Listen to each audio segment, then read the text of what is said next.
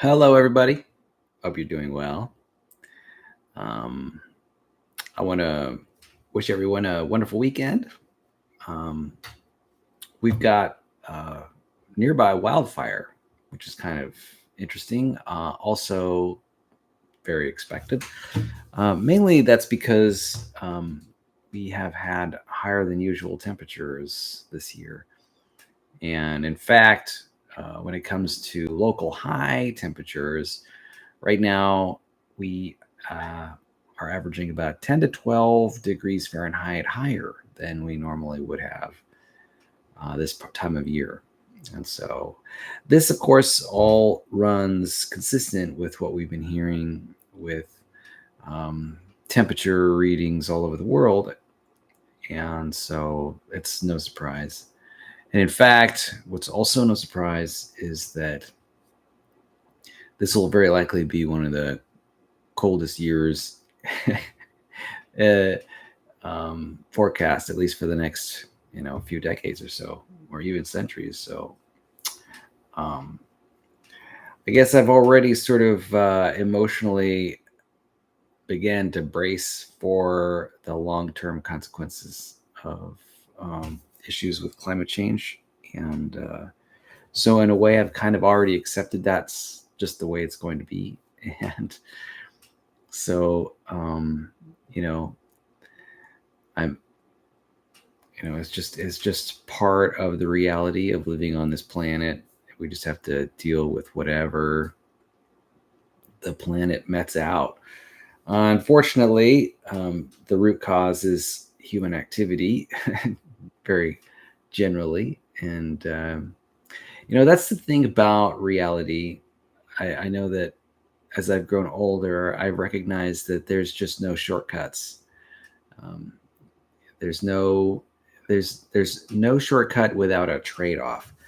Now there are shortcuts. It's just each shortcut has a trade-off that almost exactly counterbalances the problem.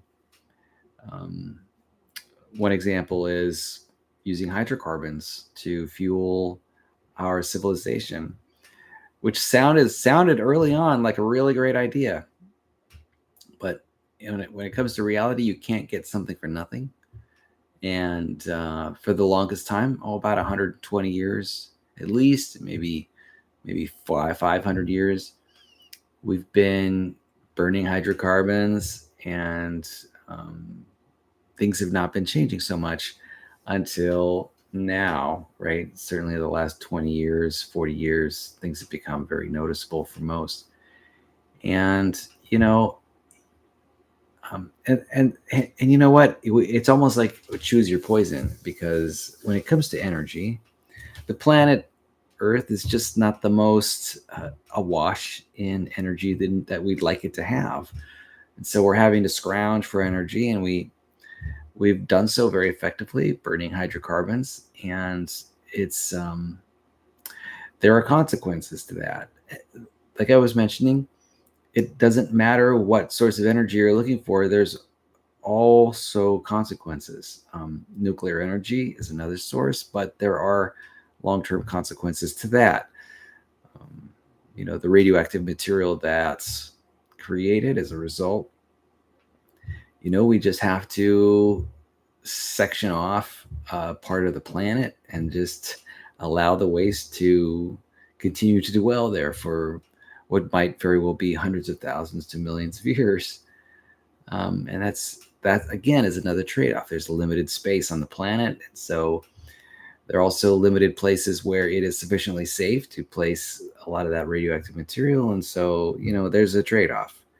Nothing is free in the world, and the energy we get from hydrocarbons isn't free. I mean, eventually we're going to have to find alternate energy sources that help us extract the carbon dioxide out of the atmosphere, and that's going to take a lot of energy.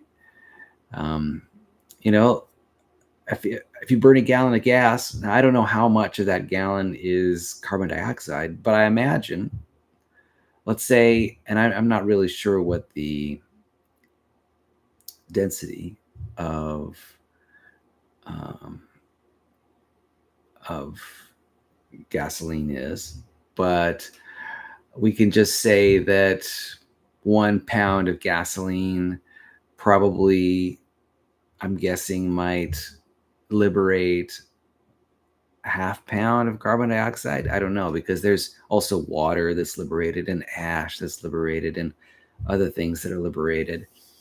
I mean, I guess 50% is a pretty good estimate, but we could even be, uh, we could even be very conservative and say that maybe 20% of the weight of every gallon of gas is liberated as carbon dioxide. Now this gas liberated into the atmosphere, this, let's call it, I don't know, 2 pounds, 3 pounds of carbon dioxide gas. The question becomes, how are we going to pull that 3 pounds of carbon dioxide gas out of the atmosphere? Well, if you're familiar with your college or high school chemistry, it's going to take a lot of energy to sort of collect those carbon dioxide molecules, unless we've got some really super snazzy enzymes or whatever to lower the energy wells, or the walls, the energy walls. It's going to take a lot of energy for us to get a hold of that carbon dioxide again. And I have a feeling that it'll take more energy to grab hold of that carbon dioxide gas that's been distributed throughout the atmosphere than we get from just the little bit of mechanical energy that we obtained through first burning the hydrocarbon. And the ratio, I'm sure, must be, a lot of that mechanical energy that we gained for burning that gallon of gas, that gets wasted almost immediately as heat, light, sound, and friction through our extremely inefficient car engines. A lot of that energy is wasted. We're not able to extract it very well when we burn it. And for goodness sake, it's going to take a lot of energy just to collect that carbon dioxide gas. So it might even take, I don't know, 20 times the amount of energy to counteract the energy liberated through mechanical energy by burning the 1 gallon of fuel. I mean, the trade-off is not that great. So yeah, it's definitely a challenge. Definitely a challenge. We're definitely going to need to find vast sources of energy extremely quickly. I guess we'll do our best. If things don't shape up soon with wind and solar and geothermal and other similar sources like tidal wave forces, energy production, then we're just going to have to use nuclear energy. And if that isn't sufficient, I mean, I've got my fingers crossed for fusion technology. I'm hopeful that, I know I'm told that fusion technology is way to the distant future, on the order of 20 to 30 years, maybe longer than that, before we're able to effectively pull that energy source together. Hopefully we can do it quicker than 30 years if we use techniques related to artificial intelligence or some other, maybe will be some other technology that's discovered that hastens this development of fusion energy. I'm imagining that AI could help us come up with new material types, and by simulating the different composites, and that helps us optimize certain properties that gets us closer to fusion. Or who knows, maybe AI will help us come up with an entirely different source of energy that we've not discovered. I've heard of amazingly promising sources of energy relating to just pulling water out of the atmosphere. We'll see.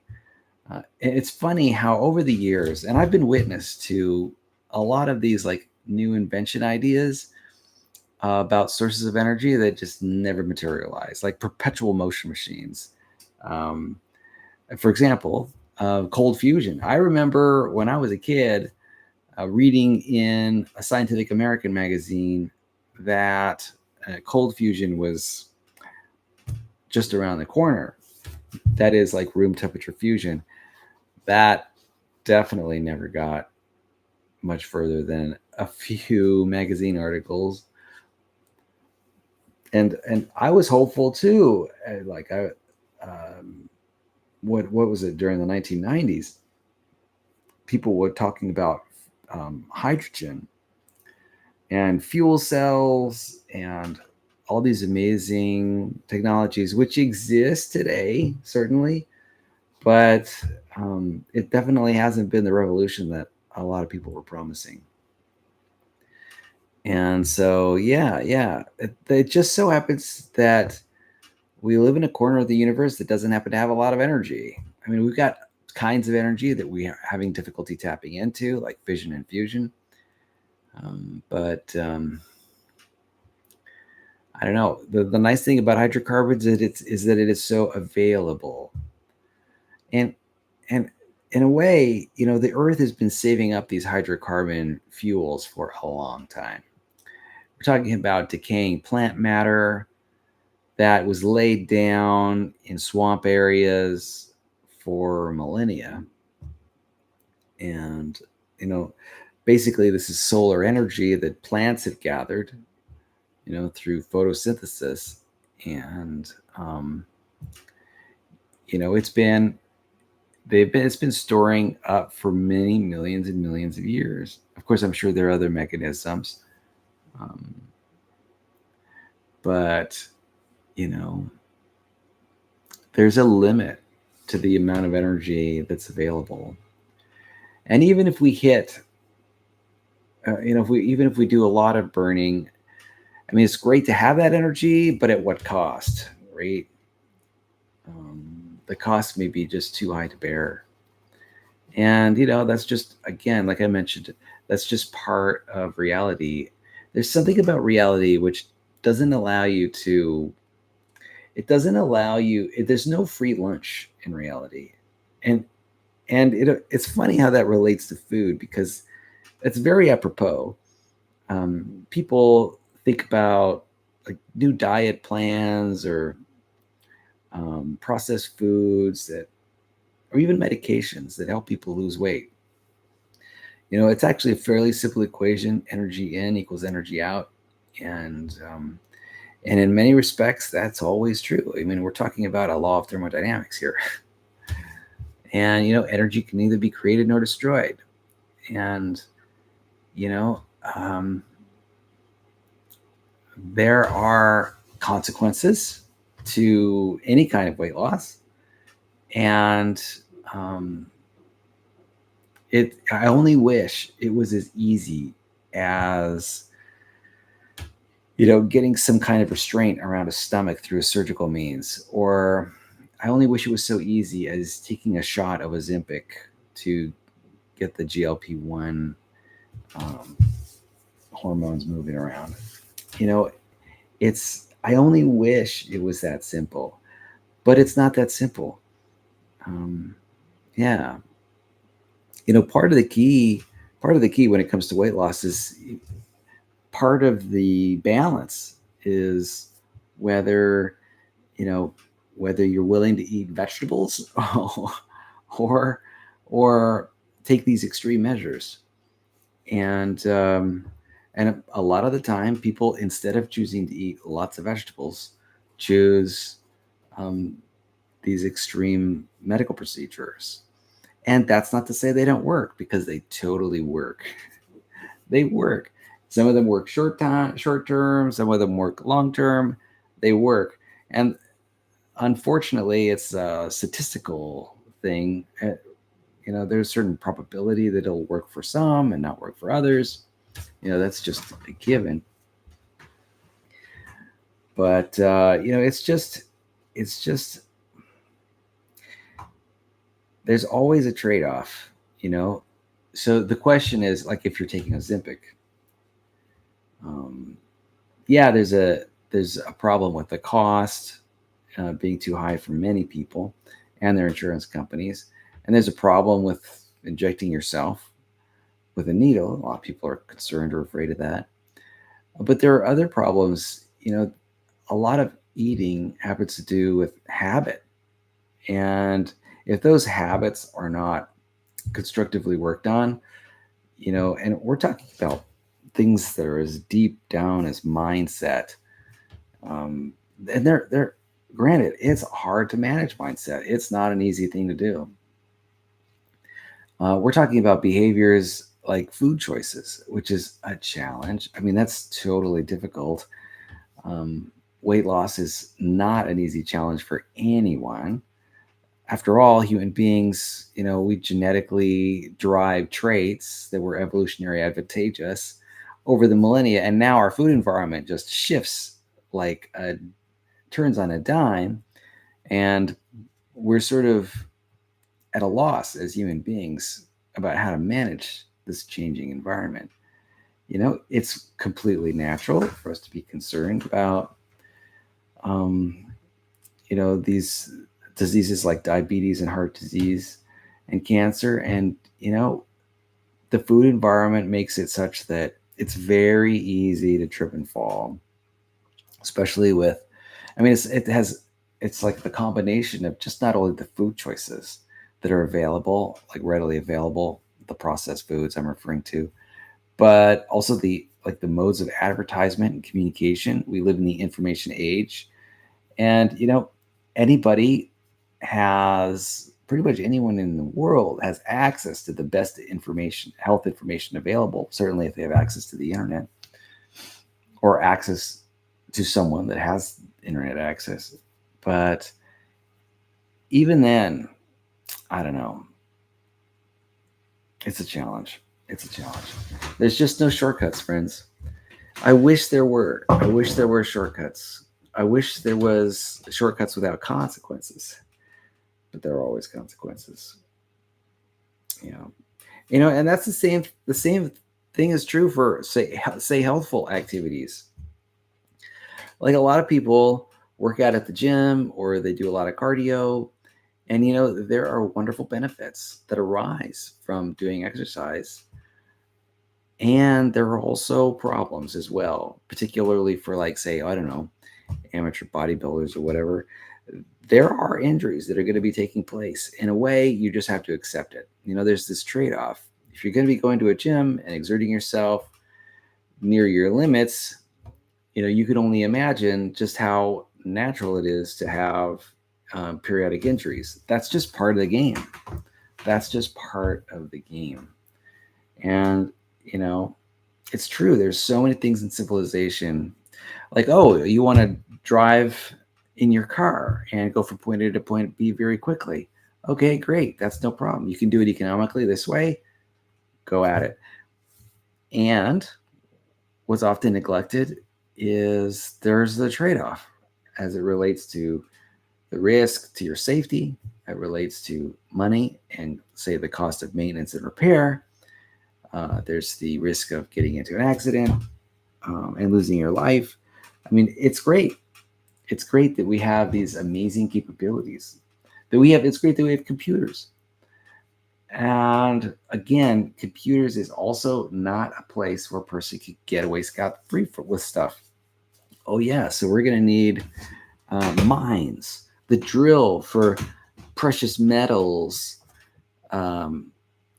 and extract them from the earth by, removing mountaintops, and also affecting the ecosystems around the mines and the water systems, right? Everything comes with a trade-off. There just is not anything that doesn't come with a trade-off. Even parenthood, yeah, you want to raise children. That's fantastic. Go for it. And recognize the trade-offs. Oh, it's going to be 20 years of this and maybe 30 years of that. And, because there's a probability relationship or statistical relationship, you may not get all you would hope for. In fact, there's a calcium Gaussian distribution of traits and anomalies. And you may find yourself on the wrong side of that Gaussian distribution. And that's just part of life.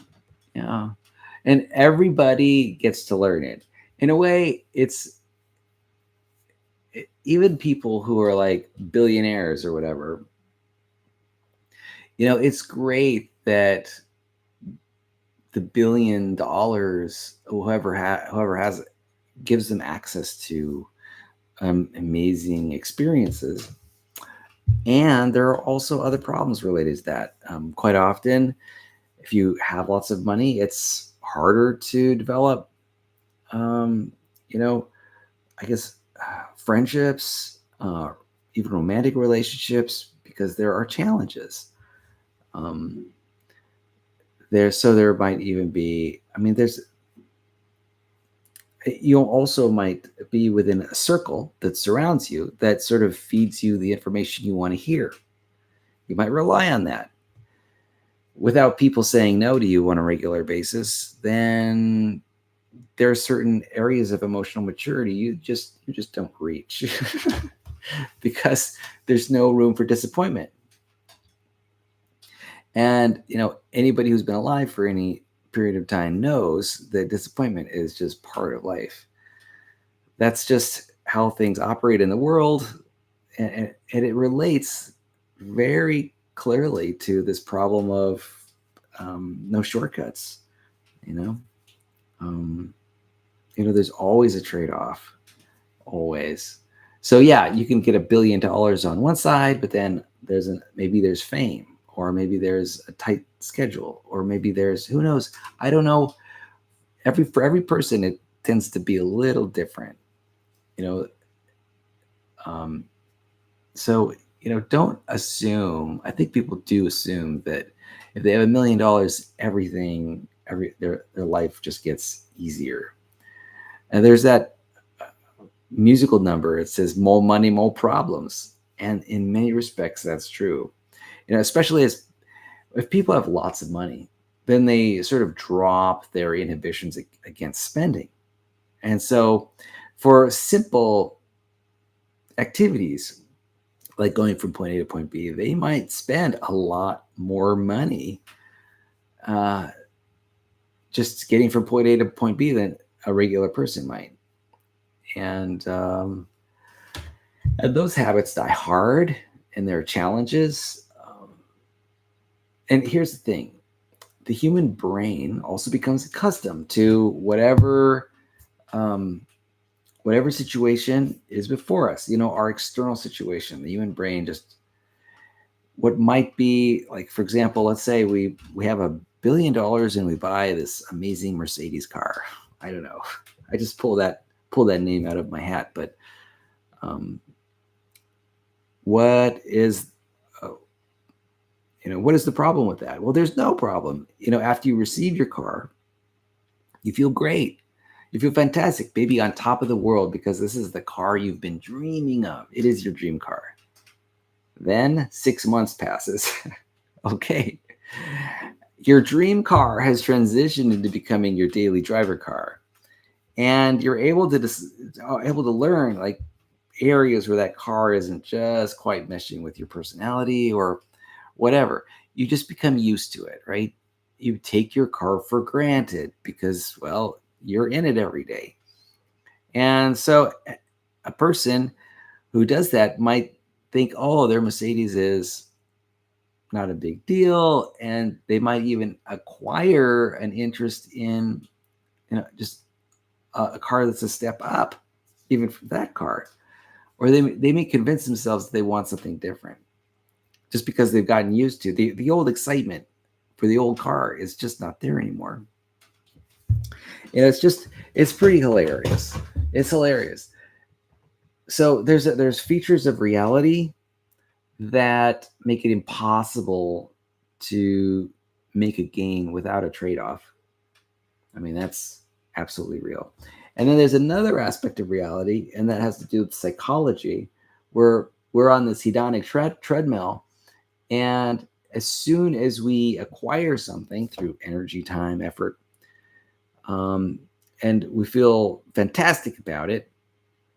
After a few days, weeks, months, our interest level goes down, and we just lose interest. And a lot of that it happens with everything. The human brain adapts to its environment, and it adapts to different people being around you too. So you might be thrilled to marry the love of your life, and that's great. I certainly wish that for everyone and anyone. And after 10 years, for some who have specific personalities, that may not be enough anymore. Because what happens is your partner changes, you change, and not only that, but um, your assessment of the other changes over time. And who knows, you might have an entirely different set of values. You're 10 years later, or your mate might have a different set of values. Different things matter. And whatever traits there's you prized in your mate, you might over time take it for granted. In fact, generally, I think the rule is we take our mates for granted. Instead of seeing our mates with new eyes as the miracle that they are, and the miracle of the relationship as it is, we basically become dissatisfied. And it's just, I don't think there's anything we can do about it. So yeah, reality comes with these gotchas, right? There's a gotcha. There's a gotcha related to, I don't know, there's just gotchas related to a lot of things. And you just can't get stuff for free. There's no such thing as a free lunch. Now I don't necessarily know where that phrase came from, but it's common. I don't even know what it means really. Other than, whatever appears to be like an easily obtainable advantage has trade-offs. And yeah. I think that's part of the reason why people say things like, well, if I live forever, I don't think I'd want that, because, for whatever reason they're able to throw out, even immortality, the assumption is that even immortality has its trade-offs. And I'm sure it does. I don't know what they would be, but I can imagine,